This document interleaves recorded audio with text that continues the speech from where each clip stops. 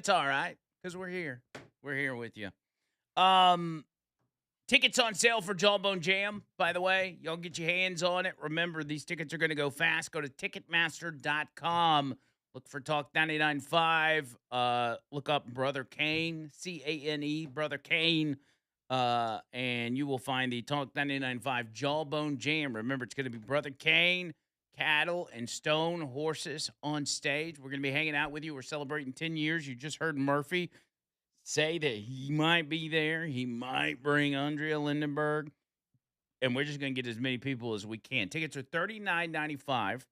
This is not money. We're not making the money here. The band's got to be paid. The venue's got to be paid. It's just, it's the first time we're selling tickets like this. Usually we do donations and stuff like that, but we just want to celebrate. We just want to celebrate with you guys. And for those of you that are part of the Hey Now Nation and the Talk 99.5 family, we want you to be there, but I can't stress enough how important it is to go ahead and buy those tickets because they're going to go fast. As a matter of fact, I probably need to check the Ticketmaster website just to make sure they haven't sold out. Or wouldn't that suck? Oh, man, that would stink. If it already sold out, let's see.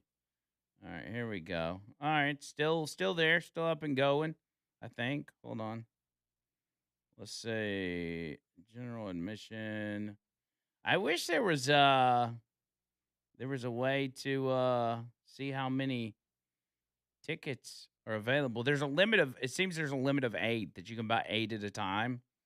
But you can also do, for those of you that use things like PayPal, it's like a PayPal layaway. You can make payments on it. You can pay in 4 installments, or what's the other one? Klarna. For those of you that use those apps, they'll let you make payments on the tickets if you don't want to have to fork out $40 or $80 or $120 or however many tickets you need. So to make it easy, but it will be well worth it. May 15th, Friday, those bands, 10-year anniversary, myself, John Bird, Valerie Vining, Richard Dixon, Leland Whaley, AJ, everybody gonna be there, man. It's gonna be a good time. Right now, Donald Trump, and this is where he was going earlier, he's at Fort Bragg in front of the soldiers, speaking on a plethora of issues. Who knows what he's speaking about? Let's go to that for a moment. Exceptional soldiers from the 1st Brigade Combat Team, also known as the Devils in Baggy Pants. What's that all about? The Devils, they are devils. And you are devils, I will say. And I have no higher honor in life than to be your commander-in-chief. I'm so proud of you all. And so let me begin by saying a very, very big thank you to our great warriors and the men and women of the United States Army. Unbelievable. Very special thanks also to all of the incredible military families who are here today. Without that family, our soldiers would not be the same. It's a whole big deal. I don't think they get enough credit, but they do get credit with me. That's why I sent you 1776 a couple of weeks ago, a little while ago. We had a lot of money coming into our country from tariffs, and I said, let's send a little to our. So, they came in, they said, sir, we can do 1,775. I said, oh, that's good. They put the number. I said, if we add one more dollar, it's 1776. I said, add $1. Add $1. Did everybody get 1776? I think so, right? You think the Democrats would have done that? Forget it. But it's really because of your incredible sacrifices to keep America safe and free. There's nobody more respected than the people in this room. We're also joined by General Gregory Anderson, General Brandon Tagmeyer, Secretary Howard Lutnick, Senator Ted Budd. He's doing a fantastic job, too. Members of Congress, Mark Harris, Pat Harrigan, Brad Knott, David Rouser, Addison McDowell, and your own congressman from right here in the district, a really great guy. He's a real leader, too. Richard Hudson, where are they? Where are they all? Look at them. They're all dressed up. They have to be nice to you because without your vote, forget it. They're out of commission, right, fellas? But all right, what a so good job. And Richard, let me just hop back in real quick because he's going to go through a whole list of people and lawmakers that are there and everything else, and then we'll kind of just hop back and forth into it. Let me get Bubba Rumble. In the meantime, Bubba, what's up? Hey, Funking Fry Dizzle with Jay Bizzle in the hizzle. That's right, The baby. man is back. He's back. Back For in the good. saddle again. That's right. That's right. And, I told Jay Bizzle, I purposely called him during the commercial break to see if his producer skills were, back up operating at 100%. And we had a little chink in the armor, but hey, it's only his 4th day back, so don't be hating nobody, all right? Come on. Yeah, we ain't even done a full week yet. Come on, No. Cole. So whatever was playing when we came back from the commercial break, I know he did it on purpose. Gosh. Yeah. Yeah, I like, sometimes I'm a DJ on the weekends. Sometimes I like to, mix. Wiki. What was that, by the way? Did you ever figure it out? Yeah, it was actually the beginning of the song. I listened back. Oh, was it? It was like no, it was not. It was not. Hey, for your 4th day, kid, you're doing great. And, I guess we got to say this, the Hey Now Nation owes Matt Murphy a debt of gratitude for helping create what we all listen to every day. But, hey, don't tell him that, whatever you do. Isn't that crazy, though? I love reminiscing on old radio stuff. Not me, myself, but listening to other people do it. And the fact that to go back in time and be a fly on the wall when Murphy's in there talking to corporate people or whatever, saying like, hey, we're on this small AM station that nobody's listening to, but trust me, if you give me an FM signal, I can make it work. Like, that's not an easy thing to convince corporate people of. Usually they'll just look at you like at all, crazy. especially when, that was kind of when the FM rock era was kind of tapering off, and it was a wise move to find a new genre for the FM stations because they all can't be urban hip hop beat music. You know what I mean? And now you've got a situation where, I mean, for 100,000 watt, you've got a lot of smaller stations that have some local talk shows, but for 100,000 watt station to have live and local all day, it's rare. You don't find that in a lot of places across the country. Most people are streaming in national guys. Yeah, Talk 99.5 is the unicorn of talk radio. You guys are unique. You're special. You're out on a promontory all by yourselves, and on top of your market that you get on your terrestrial blowtorch antenna, your audience increases constantly through the intro ebbs now. And we also got to give credit to L. Rushbo Limbaugh for helping even get the ball rolling all those years ago on his tiny little AM station that he started out. 100%. Godfather of conservative talk. That's right. That's right. So here we are on the eve of the most hallmark of all hallmark holidays, Valentine's Day. And, it is with heavy heart that I have to acknowledge that the handsome, polite young man, Jay Bizzle, has no Valentine. What's this world coming to? It's devastating. My funny Valentine. Wait, I don't think we've ever discussed your love life, Bubba Rumble. What's, Hey, we're talking about Jay Bizzle right now. Come on. I'm just curious. Like, we don't know if you're married, you're single, divorced. Well, much like Jay Bizzle, I find myself lonely without a Valentine on Valentine's Day. I'd probably just ask him to be my Valentine, but that would be gay. That would be very gay. We can't do that. What I was wondering, though, maybe the Maplesville mail ladies could adopt Jay Bizzle as their Valentine for the year. Is that possible? Oh, what a great idea. That's a good idea. Looking out for you, buddy. And, I'm sure this isn't a request that will fall on deaf ears. So if one or all of the mail ladies could ask Jay Bizzle to be their Valentine, that would make my lonely heart feel better. Yeah, let's see if we can get the Maplesville Mill ladies to reach out to us and just do they don't have to they can just be honorary Valentines for John Bird this year. You don't even have to take them out. We just need to know that the love is there. That's right, the Adopted Jay Bizzle program. Yep. Oh, by the way, Boomer just texted in, said, tell Bubba Rumble Boomer says he could come party with him. Gay! Hey, now, and that makes me feel better already, man. Boomer, I appreciate that. Me love you long time. No homo. No There you diddy. go, no homo. Yeah, so there you go. Look at us bringing people together. We're good at that. That's what the Hey Now Nation all is about. That's right. We are a true nation. This isn't just some audience. A lot of shows have an audience that they never really they never like have like a name for them or anything. They're just the people that listen to their show. But What again, do that makes it special. what do we got to do to get you from Arizona to Birmingham for Jawbone? Well, don't think my wheels haven't been turned on that. You know what I mean? And I'm going to come crash on Boomer's couch now for sure when I get over there because he invited me, bro. Oh, So, Boomer will let you stay with him. Oh, I'm yeah. not even inviting myself on that one, but like hopefully, I'm trying to get some key business moves wrapped up in the next few months and free myself up. And I really would like to get back over y'all's way again. Like I said, I actually spent half a year down in South Central Florida, and I feel like I'm just like a default member of the South at this point, and I need to go back to my homeland because y'all are good people over there, man. Yeah, and Arizona's not too far. Plus, once TMZ sends you that Bitcoin you asked for, then you'll be able to get it over here in no time.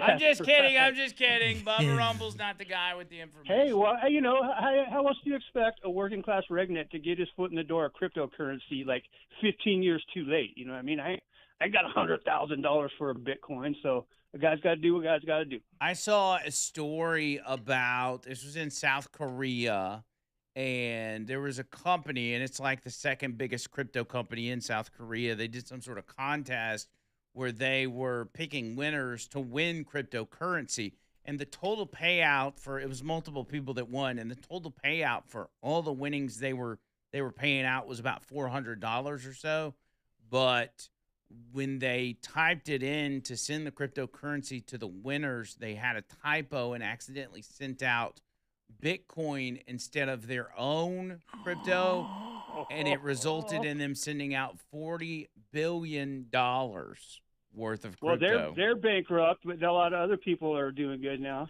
Yeah, you can't get it back once you send it, right? They Isn't were that how that like kind of works? $400 they expected to send out, and they ended up sending out $40 billion. Like that's Well, a see? big no-no. They shouldn't have a DEI hire running their keyboard for them. Yeah, they probably did. They probably did. I think I remember when this it's a little fuzzy. This is a long time ago. I think when Bitcoin first came out, I saw it in like some like vending machine or something for like $1 or something. I was like, what is this? I mean, I think it's when you could actually get like some kind of token or something that was a Bitcoin or something. I probably should have bought a few of those, I think. Like an actual coin, like a physical coin. They I have think those. so. I mean, when you go in these gas stations in the hood and stuff, they have Bitcoin machines there. I see them from time to time. Yeah, so I don't know who's at that using point, them, I think but it was like $1 for one Bitcoin or something, and I remember thinking, man, that's not much to risk. Maybe I should buy a couple of those, and I didn't get any, and I've been working for my money ever since. My bad. Sad story. Well, Bubba, good to hear from you, man. Keep us updated. Boomer, he said that is his birthday weekend. No, wait, he said today, this is his birthday weekend. Today, Yes. right? But, yes, without confirmation from Boomer, I will go ahead and tell you Boomer's going to let you stay with him. So get them plans Right together. on. And I'll bring my own pillow as long as he provides the couch. And, the one thing we need to know, too, is, like, how old is Boomer, right? Is he 60 something, too? Or is he 450 like me? No, he's like 54, I believe, 55. Oh, man. Me and him might have been born the same year, it sounds like. Yeah. Maybe I could have a double birthday party.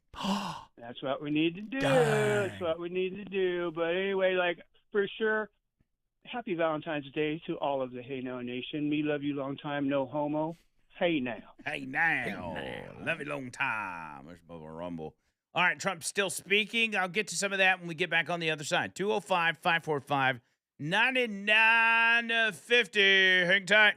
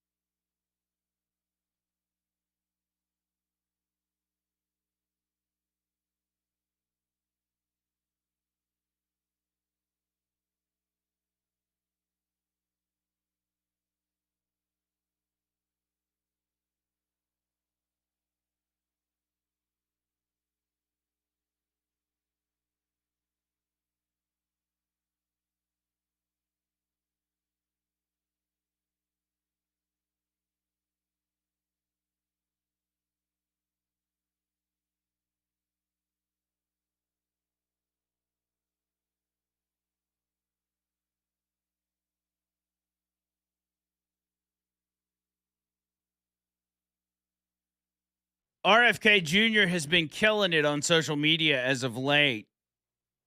He just dropped a video of Mike Tyson demanding Americans eat real food. So you got a guy in the frame and he's about to eat a donut, and then Mike Tyson walks up and he slaps it out of his hand. Yeah. And he says, "What do you think you're doing? Processed food kills. Remember that." And it's got the HHS logos behind him and all that. Sweet. I'm like, take it up with Mike Tyson, dude. RFK and Mike Tyson. Crazy stuff, man. They're doing such a good job. But as far as the PR and everything else, unfortunately, it only reaches so many people because the media goes out of their way to hide anything that is good related to Donald Trump. And RFK falls in that category. It could benefit so many people if the media would concentrate on, letting people know there's this campaign out there that's it's finally proven that the foods that we've been eating all this time are bad for us. But of course, they don't want that for people. They want them miserable and unhealthy. And pumping money into the insurance industrial complex, if you will. A few minutes left in this hour, so let's hop back to Fort Bragg, North Carolina, with Trump speaking to the military. Young Ukrainian girl, a couple of months ago, slitting her throat from behind. And this was the man, the governor, that allowed this man to get out and to do that. We don't do that. We don't do that. Everybody knew he was trouble. Many, many crimes. One of the worst pasts I've ever seen. And she sat down. She had her throat slit. And that's not going to happen with Michael Watley, that I can tell you. So I just want to tell you it's very important because our military has to be protected. Our people have to be protected. And they will decimate our military. Every time you come in as a Republican, a lot of Republicans, they come in, they don't do anything about it. I do beyond what anyone's ever done, not even close. To give you all of the equipment you need, we're also purchasing 30 new and modified Abrams tanks. Still the best tank, right? Still? It was named in honor of Stacey Abrams. Only a few very political people would understand that. Congratulations. Thank you very much for a great name, Stacey. But brand new Abrams tanks, 48 new Black Hawk, Chinook, and King Stallion helicopters, the best in the world, the latest equipment, and 86 armored multi-purpose fighting vehicles, all of the things that you've been wanting to get, all brand new. And we're going to be reviving our strength. We're going to be doing many other things that nobody thought was even possible. And we're actually using that strength to defend the core and vital interests of the United States. And very simply put, America first. It's all about America first. We were putting America last. These people that were running our country were putting us last. We're now America first. And we'll help other countries. We have a very good relationship with NATO, but NATO took advantage of us for many years. We were paying for almost 100% of NATO. Now they're paying their own bills. I got them to pay. We took them from not paying 2% GDP to paying in full 5% GDP. Big difference, like day and night. With the help of our military, we stopped the invasion on our southern border for 9 straight months. 0 illegal aliens have been admitted into the United States, and that's done by the radical left. Those charts are made up by the radical left, so I can't imagine that they could be wrong, because it seems hard to believe we could have had 0. My friends, these are early supporters. I have so many supporters up here. How the hell did you get into the military base? It's amazing. I'm a little worried about that. Let's check security. But no, I have so many. I have women from North Carolina. It's about 50 or 60 of them. And they followed me all over the place. Where are they? Here? They got to be here. Oh, yeah, there they are. They're great. Oh, there they are. There are sometimes 50. And I don't know what the hell's going on with their husband, because they're, traveling to California. They're all over the place. But they've gone to almost 200 rallies. And it's so great.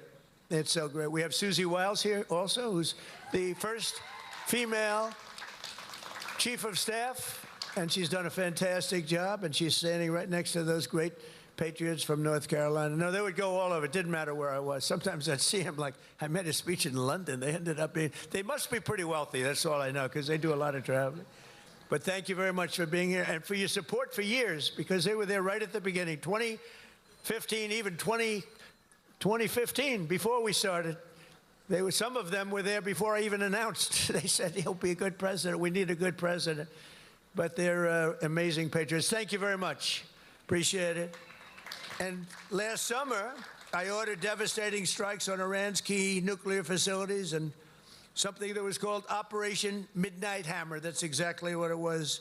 1 o'clock in the morning at midnight with no moon. You couldn't see a thing. And I got the message, sir, they have entered Iranian airspace.